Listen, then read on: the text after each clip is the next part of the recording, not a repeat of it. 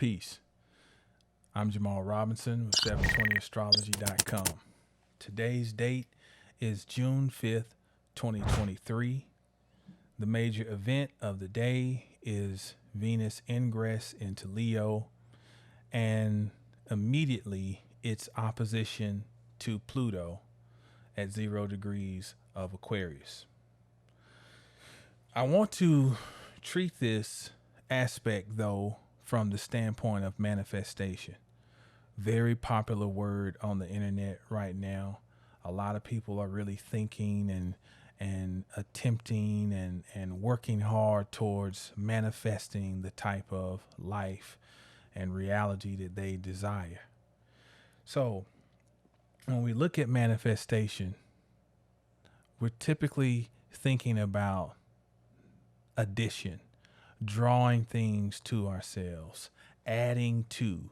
We're thinking about acquiring, receiving, possessing. But with this opposition between Venus and Pluto, we're going to treat manifestation a little differently. All right.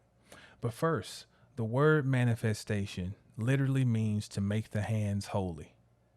Manna, hands, festation, holiday, holy day. So it's making the hands holy, sacred. All right. So the planet Venus rules two signs. It rules Taurus and Libra. In Libra, it is the expressive side of Venus. In Taurus, we have the internal aspect of Venus. Libra is the expression of Venusian things. It's art, it's music, it's love, it's relationship, it's the sharing of love, i.e. relationship. It is it's amicability, it's equanimity, it's the act of balancing. When it is in Taurus, it is internal, it is more introspective, it is the enjoyment of beauty, it is the enjoyment of delicious food, it's the acquisition of money and resources. It is the enjoyment of the home, the maintenance of the home, the maintenance of one's resources. So we have those two signs at play because Venus rules those two signs. So their aspects and traits are applicable right now with Venus being in Leo and in this opposition to Pluto. Pluto does not worry about the expression of beauty. Pluto is pretty much the opposite, as in Pluto deals with the ugly, the taboo, the things that we don't want to acknowledge. It's force. It can be obsession. It can be the truth, though. It's the riches that must be toiled for to achieve. So in this opposition between Pluto and Venus, which is occurring right now as I speak, as it applies to manifestation, it brings to the forefront the realization that manifestation is just as much about cutting away as it is acquiring. This opposition between Venus and Pluto really highlights the hands as we are talking about manifestation, making the hands holy. You're going to have a hand that attracts, which is dextro or centripetal. Then you're going to have a hand that repels, which is sinister or centrifugal. centripetal, right hand spin, centrifugal, left hand spin, undoing so that things can go away.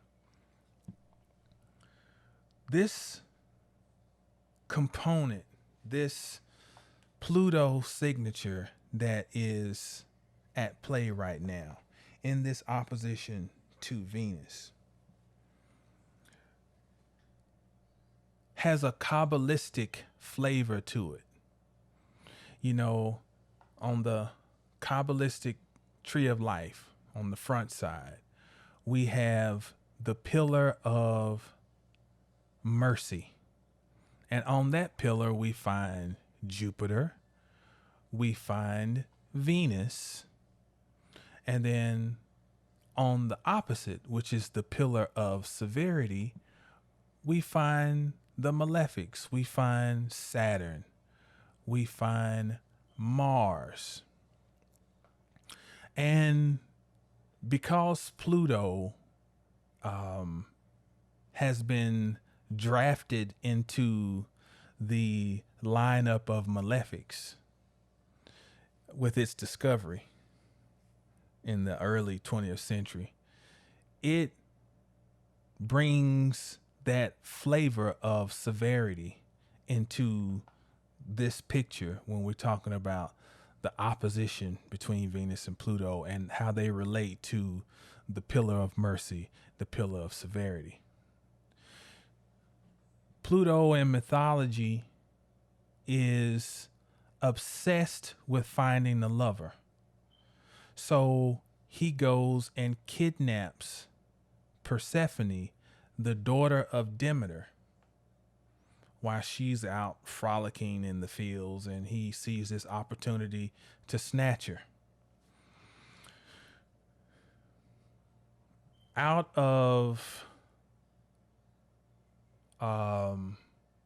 mourning for the loss of her daughter and the fear of not being able to locate her, Demeter, which also takes on the aspect of Ceres, withholds food from the earth. So there's a famine. The earth dries up.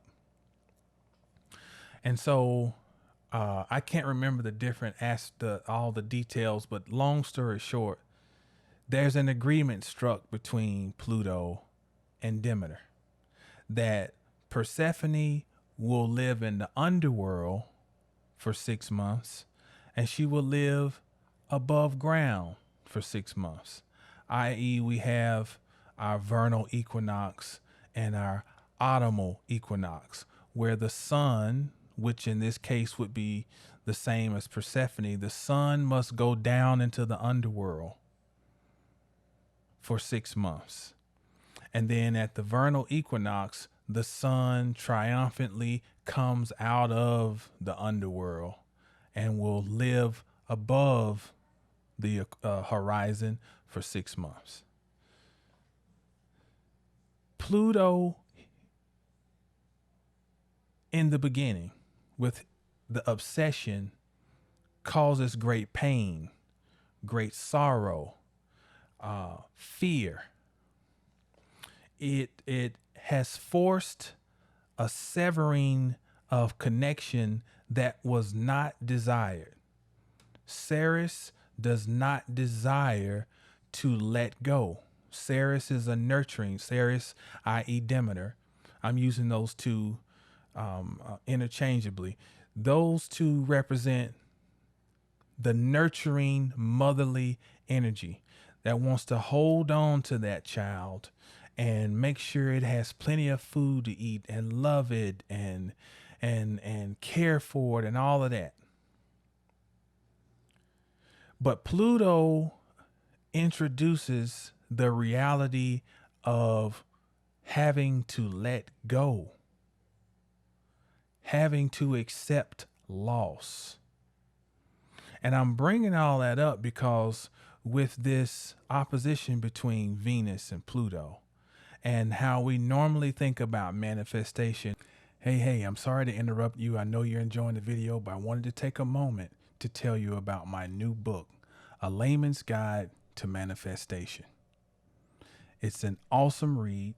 Some of the things that I'll cover in here: the hidden power of your words, what manifestation really means, how you are astrologically connected to the universe, what a ritual is, and how to structure one to suit your purposes, how to manifest step by step in harmony with the universe.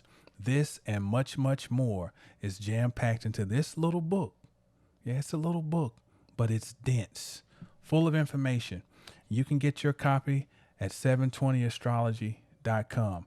Now back to the video. And hey, don't forget to like, share, and subscribe. From the aspect of adding to, and more so from the perspective of Ceres/Demeter, holding on to, this aspect causes a realization that things also have to be relinquished. They have to be let go of. And that this letting go is actually a process of receiving. It's funny that Pluto is associated with elimination of waste. But at the same time, it's associated through its modern rulership of Scorpio with the procreative organs. So wrapped up in this, there's the motif of death, which is the removal of waste. And then you have the new life that springs forth from the same rulership. It rules over death and then life, or if we want to use a Christian terminology, resurrection. So, in a nutshell, I see this opposition between Venus and Pluto. And I mean, it's going to be pretty quick. I mean, Venus is the direct opposition. Venus will move to 2 degrees by the 8th. And it'll really start to, let's see, by the 9th, it'll be at 3 degrees. So it's going to separate rather quickly. During this little brief few days, while Venus opposes Pluto, I guess what's today is the 5th. So about 2 days where it's really felt the most. It's an opportunity to see things as they are. It's an opportunity to assess what can be removed in support of what you have set forth to manifest. It's an opportunity to see the full perspective of manifestation. That it's not just about sitting and saying, oh, I want to have a brand new house. I want a brand new car. And, I and that car are one. I and the house are one, da, da, da, da.